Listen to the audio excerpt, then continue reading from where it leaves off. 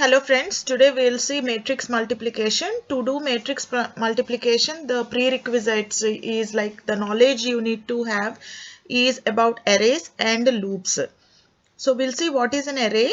An array is a group of like typed variables that are referred to by a common name. Okay, so an array will be consisting of a group of elements of the same data type. It cannot have elements of different data types.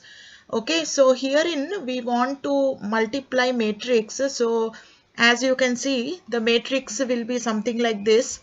Okay, with rows and columns. So this is the first row. 1 and 2 are in the first row, 3 and 4 are in the second row, and 1 and 3 comprises of first column and 2, 4 comprises of the second column. So this is called as two-dimensional array. So to do matrix multiplication, we need to take a two-dimensional array. How do you declare a two-dimensional array? I declare it based on the data that I am going to fill in the array. I will be taking that data type. Here I am filling integer data type, integer elements. So I am taking integer as the data type. So integer, then a. So herein I have to give the group of square brackets per dimension. So here I want a two dimension. So this is the first dimension and this is the second dimension. Then because in Java arrays are objects, so you have to create them. So I said new int 2 and 2. So herein I'm mentioning the dimension, like I need a 2 by 2 matrix, so I'm mentioning 2 by 2. You can also have whatever number of rows that you want. It can be 3 by 4 or it can be 3 by 5 or 5 by 4, whatever you want you can place over here. And likewise you will be creating, you will be declaring another matrix for B. Okay, so there is another way of declaring and initialization of the matrix in the same line. So we can do it in this procedure. So herein I am taking two-dimensional array and the elements of the first row is 1, 2 and the second row is 3 and 4. So you can also declare and initialize in this manner. So let us take a look at how to perform matrix multiplication. To proceed with matrix multiplication, there is a condition check over here. The condition check is the number of columns in the first matrix must be equal to the number of rows in the second matrix. If it is not equal, then matrix multiplication is not possible. So we cannot perform the operation. So before doing this, you have to check this. So this is a conditional check. So to do this, you need to put this condition in an if and else. So you need an if and else over here to do the condition check. And then how do I read the elements? To read the elements of an array, we will be requiring a loop over here. Since I am having rows and columns, for a rows I need one loop, and for reading the columns I need another loop. So I need a nested loop over here. Two loops I need. So herein I am using the scanner class object to read in the elements. Since the array elements are of integer type, I am using the nextInt method and I am reading the elements from the keyboard. Okay, the user will be giving the input and the input is stored in the values of I and j for various values of I and j. So initially it will be 0, 0 and then it will be 0, 1. And then for 1, 0 and 1, 1 the integer values will be stored. So here in the condition over here is I is less than 2 because the size of the matrix is 2. So the values will be 0, 0, 0, 1 and 1, 0 and 1, 1. So herein I am showing you how the multiplication operation is performed. So here we are taking the basic dot product multiplication. So this is as you can see here, so this is the first matrix A and this is the second matrix B. Okay, so this is A matrix and this is B matrix, and to get the result which is stored in C matrix, so we are saying C11 is obtained by this particular calculation.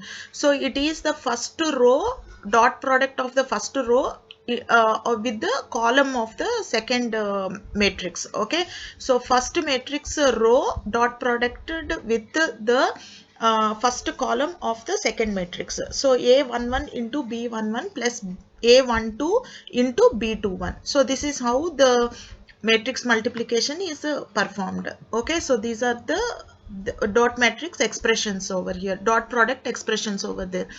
and I am showing this practically with an example. Say I am having a matrix with 1 2 3 4 in it and B matrix with 1 2 3 4 in it. Okay, so using the above formula expression I am calculating the values, so I'll be getting 7 10 15 and 22. So the resultant for this will be 7 10 15 and 22. Okay, so we'll apply the same calculation and we'll put it in programming. So I have to take a nested loop over here. So I need 3 loops. Of course, the time complexity is n cube, but still we are here to understand Java programming constructs of how to write a loop, how to write nested loops, how to declare an array. So we are concentrating on that. I want all of you to please improve the multiplication algorithm and reduce the time complexity. So you can write your own logic and reduce the time complexity by applying different algorithm techniques. So here we are taking 3 loops I, j and k, and so I am showing you how this is performed. How this works. So the values, the iteration of the loop happens for these following values. Initially, for the first iteration will happen on I is equal to 0, j is equal to 0 and k is equal to 0. So k iterates and k increments and goes to 1. So it will be, the next iteration will be for 0 0 and 1. By these two iterations what happens is our first value in the resultant matrix will be obtained. Okay, so these two iterations will calculate that, and k will become 2. So because the condition is k is less than 2, so this loop will break for us and it goes to the upper loop above k, which is j. So j will become 1 and then k again will become 0, and again I will become 1 and k will become 1, and in the next case k again will become 2. So the inner loop k will break and also it goes to I, it goes to j again becomes 2, because again the condition over here is j also should be less than 2. So even j breaks and the control goes to I. Now I will increment to 1, and for the values of I 1 0 0 the next iteration will happen. So again the next iteration will happen for 1 0 1, and then the k breaks and the control goes to j, and j will increment to 1, and then for the values of j the two iterations will happen, and now k breaks because k became 2, k breaks and the control goes to the control goes to j also becomes 2, it breaks and the control goes to I also will become 2 and I will break. Okay, so now the entire loop is broken. So we'll see the iterations one by one for the same values. Okay, so and apply the formulas. So for the first iteration what will happen is, so these are the iterations, and we got 7 as the answer for the first value in the resultant matrix, and for the second iterations we got a 10, and for the third set of iterations we got 15.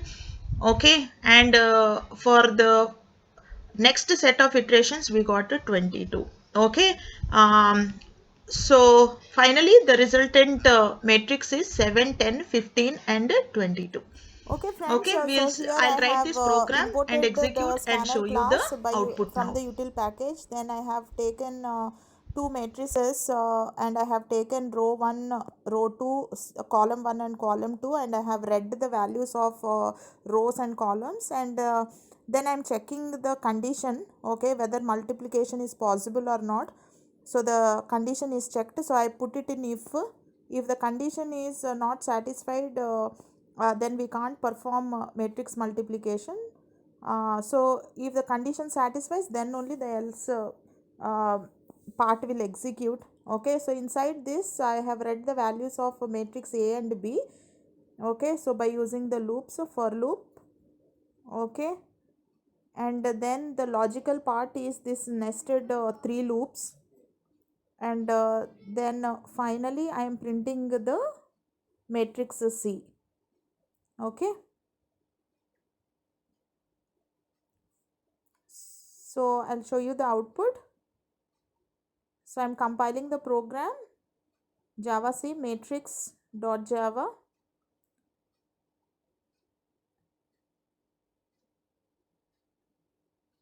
Okay, Java matrix. So I'm executing because there are no errors.